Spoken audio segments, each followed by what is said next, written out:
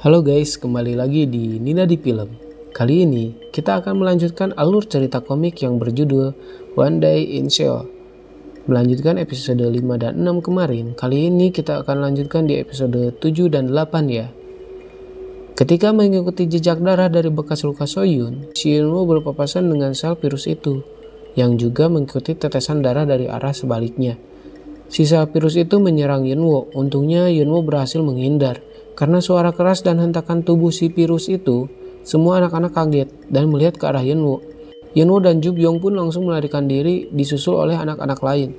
Ketika anak-anak lain melarikan diri ke arah pintu keluar yang letaknya naik tangga, si Soyun dan Hongmi dihadang oleh si monster itu dan tertinggal. Kita fokus dulu ke anak-anak yang berhasil kabur ya.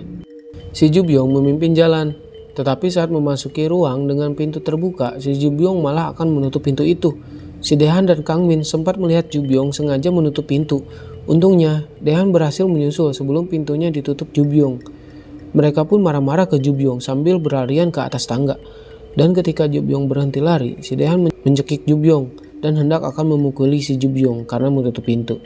Tapi Ju Byung tidak mengakui kesalahannya. Mereka berdua dilerai oleh Kang Min dan Yunwoo. Dan tangga itu mengarah ke lantai atas, tepatnya saat mereka turuni kereta gantung itu. Jadi tempat naik kereta itu ada dua dan mereka hanya berputar-putar saja di sana. Kemudian ada Hana menyusul. Si Daehan menanyakan di mana yang lain. Ternyata Hongmi dan Soyun tertinggal guys. Ya, mereka terjebak dengan si monster di lantai bawah guys. Untungnya Soyun dan Hongmi berhasil sembunyi. Soyun kira si monster tak menyadari mereka berdua. Akan tetapi si monster mencium bau darah dari lukanya Soyun dan menemukan mereka. Ketika akan disergap oleh monster, datang Yunwoo dengan jantannya. Dia mengalihkan perhatian si monster dan berlari ke pintu arah mereka masuk sebelumnya. Si virus pun teralihkan dan mengejar Yunwoo. Dengan syoknya dan tak percaya, si Soyun melihat kejadian Yunwoo mengalihkan si virus monster itu. Yunwoo pun terus berlari ke atas sampai tiba di tempat kereta gantung yang sebelumnya, tapi di sisi lain dari kereta. Lalu menutup pintu masuk di sana. Dan Yunwoo pun berhasil kabur dari si monster karena melewati sisi lain dari kereta dan turun ke bawah kembali menemui teman-temannya. Ketika kembali ke bawah, di sana sudah tidak ada orang. Dia sendirian, ditinggal di gedung itu. Dia melihat kaca telah pecah dan melihat anak-anak lain melarikan diri dan meninggalkannya. Tetapi Soyun sempat melihat Yunwoo dari jendela. Tapi tak bilang apa-apa dan lekas pergi menyusul teman lainnya. Yunwoo tidak menyangka kalau dia telah menyelamatkan mereka, tapi dia malah ditinggalkan sendirian di gedung itu. Mengsedkan sekali. Lanjut episode 8. Yunwoo berusaha menyusul, tapi sudah terlambat. Jalan yang sebelumnya teman-temannya lalui sudah dipenuhi oleh sel-sel virus itu. Tak banyak yang bisa dia lakukan.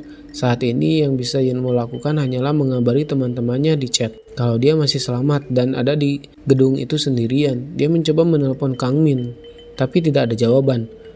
Dan notif bencana pun terdengar nyaring sekali dan mengagetkan Yunwoo. Tadi diduga, di toilet juga terdengar suara notif bencana.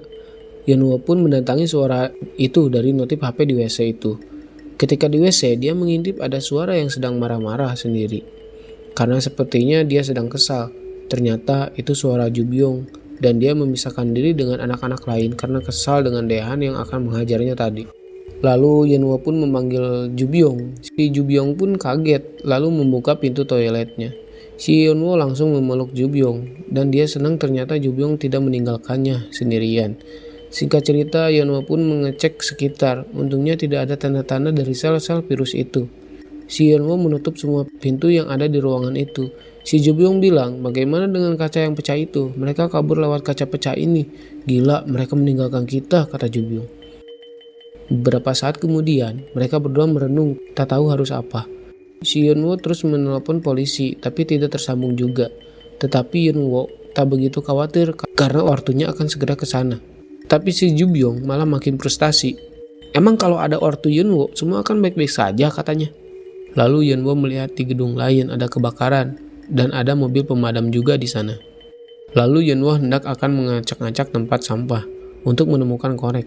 Dia berencana untuk membakar tempat ini agar mobil pemadam datang ke tempat ini. Saat Yunwoo menemukan korek, si Ju Byung melihat ada monster di balik pintu itu.